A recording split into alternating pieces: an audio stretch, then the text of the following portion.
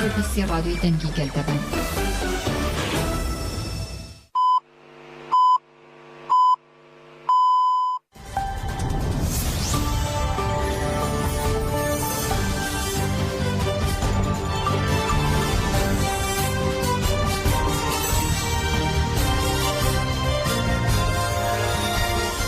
سڵاتان لەبێ هەواڵەکانتان پێشکەشەکەین.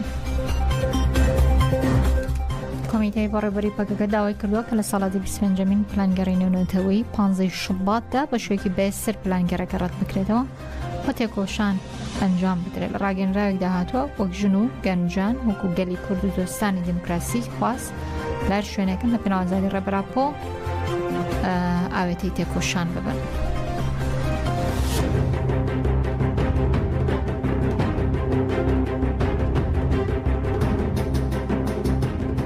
PKK komploya pazdeyi sıbatê şermezar kir û berxwedana İmralê ya dîrokî berxwedana gel silav kir û şehîdên azadiyê bi bêranî dest nîşan kir ku xwestin bi komployê ji aliyê siyasî îdeolojîk û fîzîkî ve rêbera bo îmha bikin û ev 25 salin hewtê dayîn ku ev êriş pê dewam kirin û bibin serî û got rêbera po bi berxwedana xwe êrişên îmhaker têk birin û sîstema İmralê veguherî dibistana ku bibe rêbertiya global. Rêbera Politika Ümmeta İslamê ya ku hêzên komploger biriya Rêveberiya Tayyip Erdoğan ferz dikirin û ferzkirinin provokatîv tasfiyekar ên navxweyî bû guhertina paradigmayê bi temamî têk bir. Li dijî modernîteya kapitalîst paradigmaya modernîteya demokratîka Frans sîstema dewletê û desthilatdariya 5000 salî ya ku dixwestin wî darizanîn bi xwe ew darizand û mahkum kir. PKK balkişan ser berxwedana gerla û got li serî de zap li herêmên parastan yên medyayê û çar aliyên Kurdistanê bi berxwedana bilêhengî rihê fedayî apoyî gihandin asta herî bilind û ji bo her cure lêgerîna azadî û demokrasiyê bûn hêz û çavkaniya Sûd wergirtinê. Komîteya Rêvebera PKK dest şan kir ku ferzkirina neçarîseriyê li ser pirsgirêka Kurd hew didin Kurdistanê bikin qada şerekê dawî lê nayê.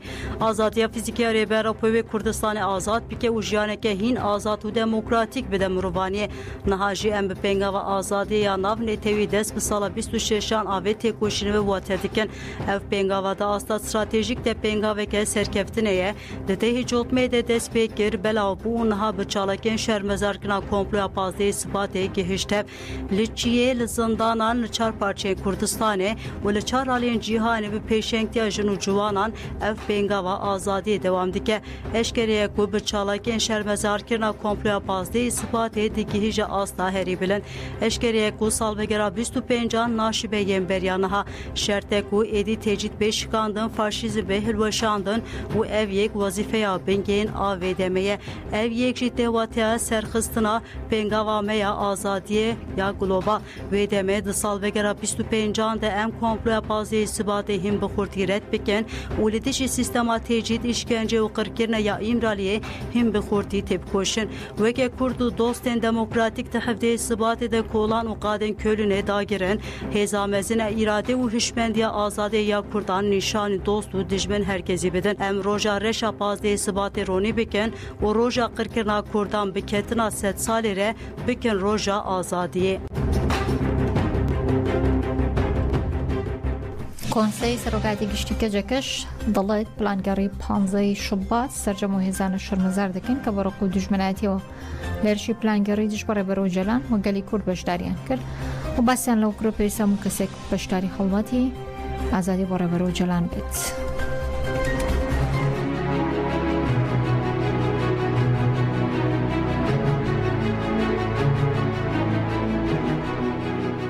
Daxuyaniya KCK wihaye hêzên kapitalîst bi pêşengtiya Amerîka di sed sala 21 de fikir û felsefeyê rêbera po û potansiyela meziniya tevgera azadiya Kurd weke astengiya li pêşiya berjewendiyên xwe dîtin û komploya pazeyê sibatê kirin pratikê de. Komplo bi armanca cûhelê rakirina îradeya azata Kurd di şexsê rêbera po de kirin pratikê û xwestin têkoşîna azadiya Kurd bi dawî bikin û herêmê wekê dixwazin jinû ve dîzayn bikin. Rêbera po gelê Kurd û tevgera azadiye bi berxwedaneke mezin kirin û komplo berteref kirin. Xeleka pêşî ew lehengên ku li dora rêbertî xeleka ji agir çêkirin bû û nehiş konsepta îmhayê bigêje serkeftinê. Gelek Kurd jê esereta rêbera poveke eserata xwe dît û li her derê berxwedana îmraliya dîrokê bi xurtî hembez kir. Helwesta rêbera po jî li dijî komploger û êrişa qirkeriya nav neteweyî li girava îmraliyê dîrokê bû. Dibin hemû mercên giran de şoreşeke mezin ya fikrî û zihnî da dest pê kirin. Weke rêberê gelî şoreşger, weke filozofeke û zanyareke siyasî, sosyolog û dîroknasekî hem ji bo guhertina çarenûsa jenosîda trajîk hem ji aliyê ruhî, fikrî û fîzîkî de têkoşîn kir. Paradigmaya jiyana azad û demokratîk afran, parastina şaristaniya demokratîk li ser navê gelên azad, jiyana azad û civaka demokratîk pêşxist. Ev paradigmaya civaka demokratîk, ekolojik û azadiya jinan bû. Paradigma û bernameyeke nû ya jiyan û têkoşînek û têra guhertina çarenûsa hemû bindestan dike bû. Ev fikir û ramanên rêbera po li cîhanê ve guheriye feraseteke nû ya jiyan û berxwedanê. İşkence û tecîta mutlaq alî îmralê di şahsê rêbera po de tê kirin, di esasê de xwe de pergala qirkirinê ye. Rêbera po li hemberî vê zilma mezin berxwedaneke dîrokî dimeşîne. Ev berxwedana dîrokiya rêbera po ya li îmralê navenda serekeya têkoşînê me ye. Divê em îradeya têkoşîna 25 salan bi kurayî fêm bikin û têkoşîna xwe mezin bikin. Bi taybetî jî di derbarê hebûn û azadiya Kurdan de û li ser navê nirxê mirovaniyê, demokrasî û azadiyê em bi dil û can watê û girîngiya rastiya rêbertî hîs bikin û helwest û îradeyê Kurd eşkere bikin. Gerleyên azadiya Kurdistanê bi fikr û felsefeyê rêbera po bi biryarî û îradeyeke polayî li dijî hêzên dagirker û qirker têkoşîn kirin û bi hêz û moraleke Kurd têkoşîna xwe didomîne. Keceke dazanîn ku komploya navnetewiya pazeyê sibatê êrişeke stratejîk ya li dijî hebûna gelê Kurd e û di şexsê rêbera po de hate pêşxistin. Helwesta ısrara di xitimandina pirsgirêka Kurd de bi têjît û îşkence li îmralê didomîne. Cezayê müebbeta giran jî bi taybetî ji bo rêbera po hatiye sepandin. Bi cezayên dîsîplînê jî têxwestin ku mafê hêviyê ya rêbertî ji holê rakin. Sedama êrişên qirkirin û tûnekirinê jî ji tirsa azadiya fîzîkî ya rêbera po ye. Tirsa ji Kurdbûna azad ê îradeyeke rêxistin kiriye. Divê Konseya Awropa bi erkê xwe rabe û du çarçûya prensîbê mafê mirovan demokrasî û adaletê de bersivê bide hêviyên gelê Kurd. Em bank li tevahî gelê Kurdistanê dijin û ciwanan dikin ku ji bo komploya navnetewî di sala 26 min de têk biçe, tevlî pêngava azadiyê ku di pêşengtiya hevalan de hatiye dest pê kirin û di paziyê sibatê de derbasî qonaxa diyemîn bibe têkoşînê ber fire û mezin bikin.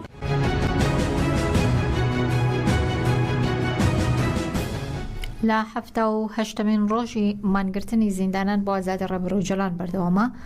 لە درێژەی کاروچالەکەکە بۆ ئازادی ژوورسە ڕێبەرۆجەلان مانگرتنی زیندانانی تورکیا و باکووری کوردستاندا لە هەفتە و هەشتمین ڕۆژدا بەردەوامە. زیندانانی سیاسی لە زیندانەکانی باکووری کوردستان و تورکیا لە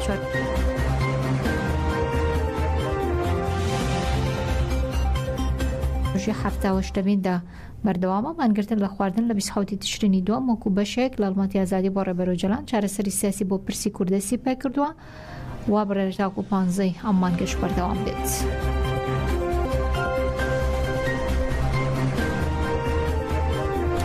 مەریەم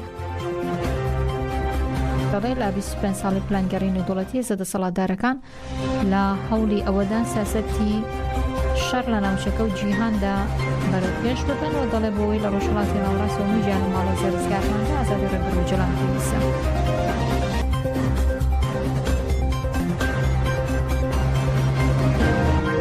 بە هێزێ دەسەڵاتدارە یعنی ڕاستە عالیە تورکیا بە هاتیە گرتن لێ دەولەتی ناونەتەویش بیت شرە بێدەنگنە جیهان جویت شرە بێدەنگە ڕغمی کە ملیۆنە ئینسان فکر و فەلسەفا سەرۆکاتی خوبڕێ بە و فکر و فەلسەفا سەرۆکاتیژی ژیان بکە ترسا هەرا مەزن یا هێزن دەسەڵاتدار ئەوە عەمرێوانی دەسەڵاتداریە کورد ببێ دەسەڵاتداریاوان نەمینێ دەسەڵاتداریاوان تنە ببێ جبر ئەو ژویت چی قەنج زانین چاقێکە فکر و فەلسەفا سەرۆکاتی چه جیهانێ هاتیە بەلاکردن ملت اشخورا قبول کر و سری اساسی خبره ببر وی وقتی جی دستلداری آن و نمینه او جی کتنه درد به که دا چاوا کاربن یعنی به تجربه سروکاتی گرانتر بکن و سروکاتی مثلا زندانی کرن لی اب ارمان جوان هدف آن ننجحی اجبر اب هدف گرتنا مثلا بيجي جاي كقمبلو سروكاتي حتى من شاندن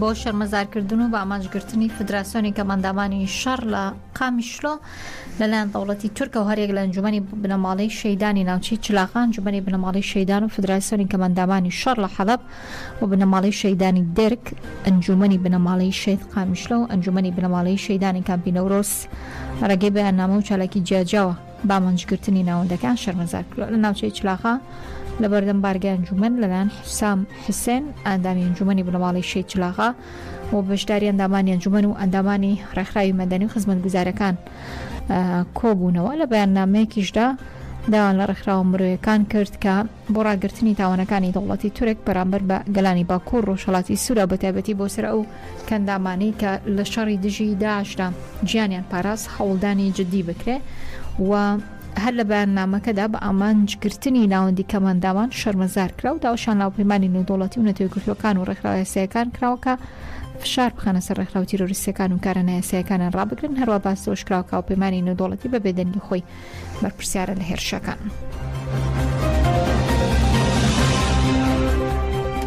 لە ڕاگەنراویدا حەزبی شێوەی کوردستان دەڵێ هەرێمی کوردستان بوو بە ناوچەیەکی سەرەکی ململانەی گیانی و هەرێمیەکان وا بۆتەوە کاری خراپبوونی باری ئابووری خەڵک و دواکەوتنی موچە. کۆمیتەی ناوەندی حەزبی شێوەی کوردستان دەڵێ هێرشی سەربازی بە درۆن و ڕۆکێت لەلایەن گروپی میلیشا و دەوڵەتی تورک و ئێرانەوە کراونەتە فشاری سیاسی و ئابووری و ئەمنی بۆ سەر هەرێمی کوردستان هەروەها گۆڕانکاری دیموکرافی لە ناوچە کوردستانەکانی دەرەوەی ئیدارەی هەرێم و دامەزراوی بنکەی سەربازی لەلایەن دەوڵەتی تورک و ئێرانەوە بە بیانووی پێگە و شوێنی ئۆپۆزیسیۆن و بەرەنگاربوونەوەی تیرۆر هەڕەشەی زیاتریان دروست کردووە ئەمەژە بۆ شکراوە هەرێمی کوردستان بوو بە گۆڕەپانی ململانەکانی گیان و وڵات هەرێمیەکان ئەمەش بوو بە هۆکاری خراپبوونی باری ئابووری خەڵک بۆ دواکەوتنی موچە و قوڵکردنەوەی ململانە سیاسەکان بۆ بەرفراونبوونی دیاردەی هەژاری و بێکاری ئەمەش بوو بە گرفتی بەردەم گەشەپێدانی کۆمەڵاتی باسەوە کراوە دیاردەی کوشتنی بەناونیشان کوشتنی ژن خۆکوشتن گرتنی ڕۆژنامەبان چالاکبانی مەدەنی ڕێگریەکان دیاردێکی مەترسیداری ئەمنی دروستکرۆ و پێسەلانە پەیوەندیدارەکانی حکوومەتی هەرێمی کوردستان بەرگی سەرشانی خۆیان هەستن. لە دوایین هەواڵیشدا پڕتی دەواازە کە لە قەڵاتزێ بە پردە هەڵواسراوەکە ناسراوە ئەگەرچی تاوکێسە نزیکی 2 ملیار دیناری تێدا خەرج کرا بەڵام هێشتا بە تەواو نەکرایی ماوەتەوە. هاوڵاتیانی شکەنەوە ساڵە چاڕوانی تاوکردنی ئەو پردەن دەڵێن ئەمە شەرمە بۆ حکوومەت کە نەتوانێت پردێک تاوکە لە ناوچەکەدا کە خاوەنی دات و مەرزی خۆیەتی و چاوەڕێی دەستی خێرخوازانە. پرۆژێ دروستکردنی پردی قەڵازێ پرۆژەیە کە چەند ساڵێکە دە بۆ 11 ساڵ دەبێ ئەم پردە ئەم بە هەڵواسرایی ماوەتەوە کە لێرەدا چاوەڕوانی خەڵکی قەڵازێ و کەمتەرخەمی حکوومەتی هەرێمی کوردستان لە ئاس ئەم پردەدا بەڕاستی سنووری تێپەڕاندووە لە کاتێکدا لێردا کێشەکە داهات نییە کە داهاتێکی زۆر لە بەردەستدایە بەڵام لێرەدا حکوومەت هەم دەعمی مادی خێرخوازانشی منع کردووە و بۆ خۆشی بەدەم ئەم پرۆژەیەوە نایە و ئەم پرۆژەیە وەستاندووە گرفتی زۆری بۆ هاوڵاتیان لە ڕێگەی لە ڕووی هاتوچۆ دروست کردووە بەڕاستی حکوومەتی هەرێم زۆر کەمتەر خەمە لە ئاسیدا و جگەل لەو پرۆژێش چەندین پرۆژەی تریش کە بە تەواو نەکراوی و بەردی بناغیاندانرەوە بەڵام تەواو نەکراوە دیسانەوە ئەمەشیان هەر کەمتەر خەرمی حکوومەتە و بەڕاستی خەڵکی قەڵازە زۆر ناڕازین لە ئەداکردنی ئەم دەسەڵات هەر شادڵم.